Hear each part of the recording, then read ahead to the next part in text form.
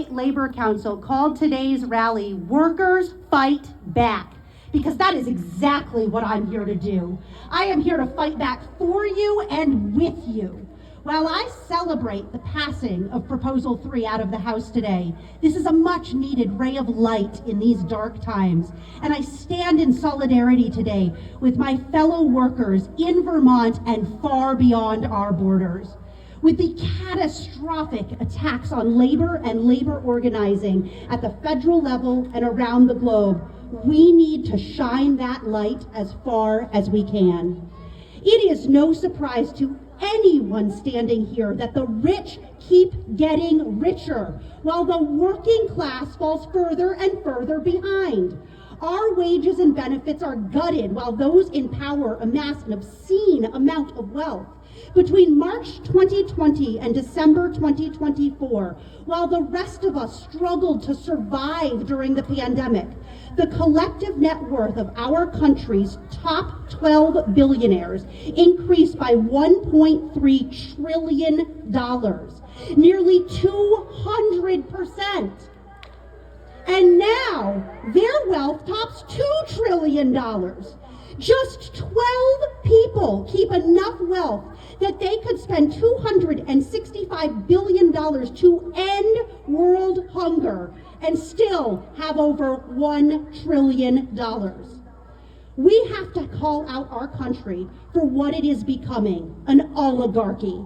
Men with no qualifications except for their success at hoarding money are grabbing power to the point that our very democracy is under siege. We can no longer rely on our democratic systems to protect us to whatever extent they did. Instead, we are staring down the very real threat of global authoritarianism driven by these billionaires who are using their wealth and influence to strip workers of their freedoms, rights, and lives. And it is not enough to simply return to the status quo where the comfortable simply did not have to look at those who were suffering. We have to fight with every ounce of strength we have for a future where we all can thrive. And the good news is that we have the power to defeat the fascist forces and the oligarchs. We can build a world that puts people and planet ahead of profit and greed. It is the workers that are this economy. Nothing in this world works without the working class, and there are plenty more of us than there are of them, and there is real strength in those numbers.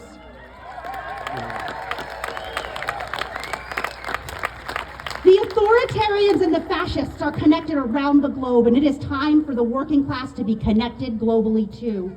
Now is the time for us to unite across borders, across country, across ethnicity, and stand in solidarity with the working class in every country. Now is not the time for isolationism. It is the time for international working class unity and solidarity. It is the time for us to invest in and fight for the needs of the collective.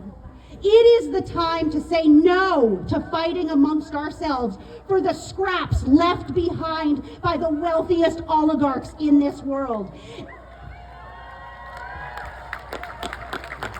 And it is time for us to finally meet the needs and demand that we meet the needs of the many and not just the greed of the few. If you are part of a union now, excellent. Get more involved with your union. Learn how you can build union solidarity here and everywhere, and join in the solidarity work to fight back against the many wrongs that we see happening here and worldwide. And if you are not yet part of a union, I know that there are people right here today who are ready and willing to help you organize your workplace. Unionized workers make on average 18% higher wages than their non-union counterparts. Democratized workplaces are good for you, and they are good for our global democracy. And take some time to learn about the organizing history in the United States. Let us get back to growing organized labor.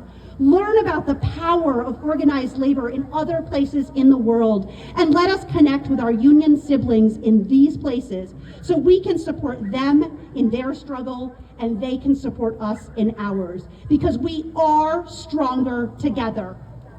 In this moment, as we stare down the barrel of fascism for workers around the globe, we need to come together, to stand shoulder to shoulder.